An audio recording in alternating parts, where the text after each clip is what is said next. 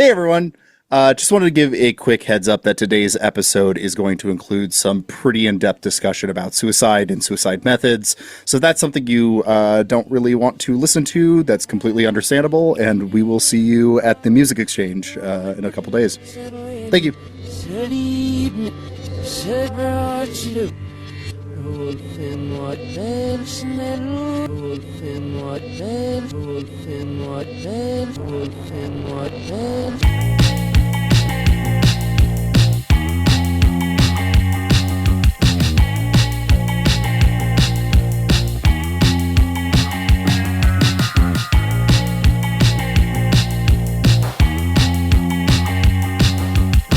Well, welcome everybody to the final installment of Horror Month 2025 at Fruitless.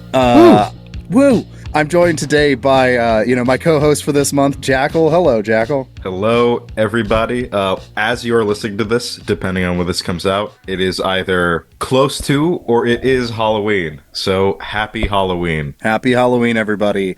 And joining the two of us on this, it's funny to call him a guest on this episode. Yeah. It's Josh. Hey, Josh. It's fun to play the role. Hi, I'm here. I'm a guest this time. Josh, I think that you've appeared in more Fruitless. I think that you've appeared in more Fruitless episodes than I have. At this point, yeah. I mean, monthly recurring, designated co-host for Christian Rock Summer. Yep. Usually, no, I've been putting in a lot of hours. Until I can convince Josiah to have an episode of month dedicated to Warhammer, there's really no comparison. Yeah. No, Josh is basically a co-host of the show at this point. So are you, Jackal. And, actually, something that just dawned on me, has there ever been a Fruitless episode with the three of us on at the same time? I think so. There has to have been. Because I think so. The answer might be no. It's going to be very funny if we just right. The three of us are on Discord calls talking all the time, but I don't know if we actually did an episode together. That is funny to think about, because my knee-jerk reaction is no, we've definitely done this episode before, but that might not be the case. I mean, there's an episode that we floated a number of times that would have been the case, but we haven't done yet, although now we even more have to do it after doing this together, which is, we've talked about doing a Robert E. Howard episode. I think that's just coming now at this point, right? Yeah, after talking about this book? Absolutely. Yeah, I think that came up after the Lovecraft episode, as kind of the next logical leap after Lovecraft would be to do a Robert E. Howard episode. And who is a guy who that kind of fits to a T? That's Josh. So yeah. I think that might be what we're thinking of, is we had already done the hypothetical Robert E. Howard episode, but we haven't. So no, this might be the first episode with me and Josh on it. It's a Fruitless crossover episode. Yeah, and but it's so weird because we've had so many conversations about genre fiction in general that I feel like I just remember as podcasts in my head, I guess. Is my whole life slowly becoming content? That's right. Welcome. Your whole life will be a podcast by the end of this. Incredible. Josh, are you a content creator? Oh god. Yeah, I guess. I hate that term so much. I merely guessed for the spooky episodes. Yeah, well, that and I don't know, political episode, political pundit. Well, kind when of it pertains news. to talking about my favorite Albanian mayor, Eric Adams.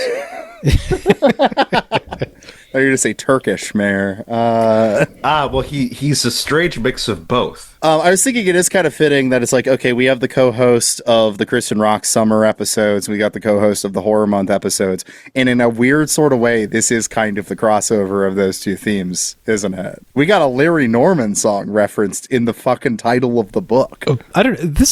This episode feels like it's pulling together a lot of the big themes of Fruitless's fiscal year 2025.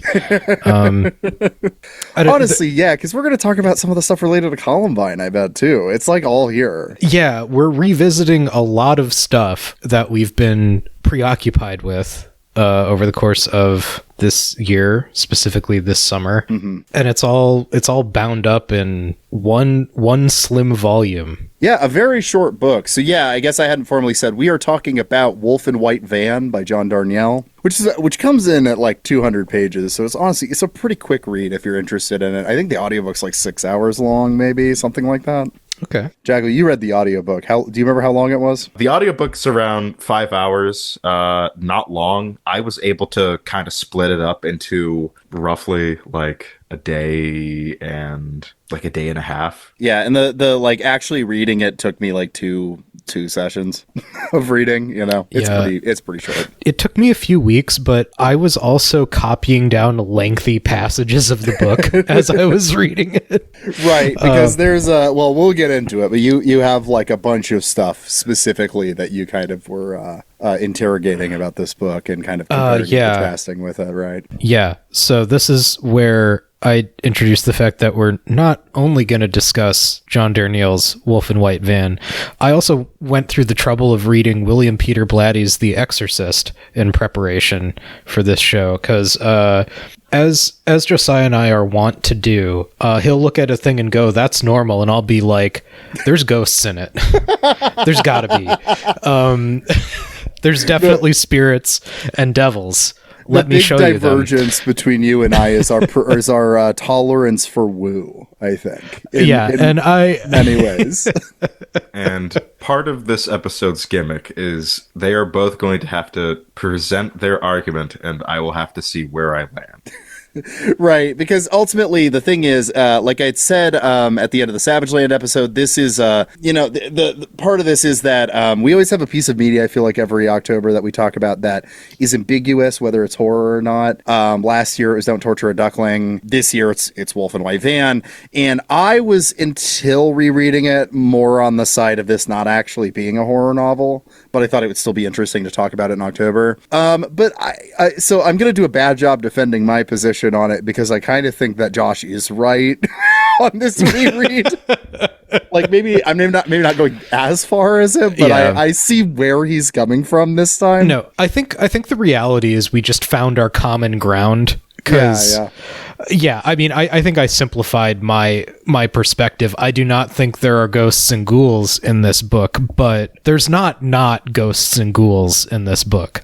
Yeah. It wades into some eeriness and uncanniness that I don't think is reducible simply to Sean's psychology or his brain under trauma. There is something that there might be other participants in Sean's imagination is, I think, a good way to kind of characterize what I'm actually going for. Because, I don't know. Yeah, I find the human faculty of imagination to be very uncanny in and of itself, and coterminous with a lot of how... Yeah, spirituality is practiced, ideology is formed, how we create models of the material world to navigate it. All that stuff kind of mixes together in the imagination. And I'm open to the possibility that it's not just locked in our heads. Well, before we get too far down that rabbit hole, though, because we will get to that,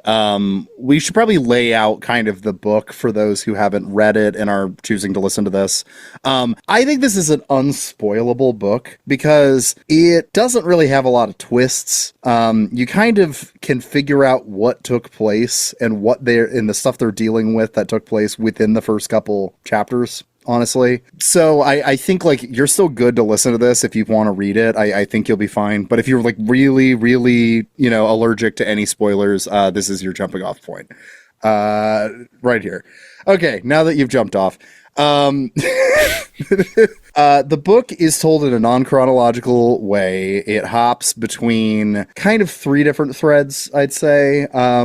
Which is this modern day the contemporaneous version of Sean, the main character, who is a man who is left disfigured by a gunshot injury to his face, which we eventually learn was from a suicide attempt. And he is running a mail-in kind of RPG game. It's kind of a post-apocalyptic game set in a fictional United States after it's kind of a nuclear apocalypse. I don't think it quite says, right? Right, yeah. It's very Mad Max, which is also a vaguely post-nuclear war kind of yeah, it reads as post-apocalyptic. And he is going through a lawsuit because two players of this game took the game too seriously. They were, two teenage players who, I mean, it's like your worst nightmare, I think, if you're any sort of artist or something that's interacting with the general public. When you get the messages that start saying,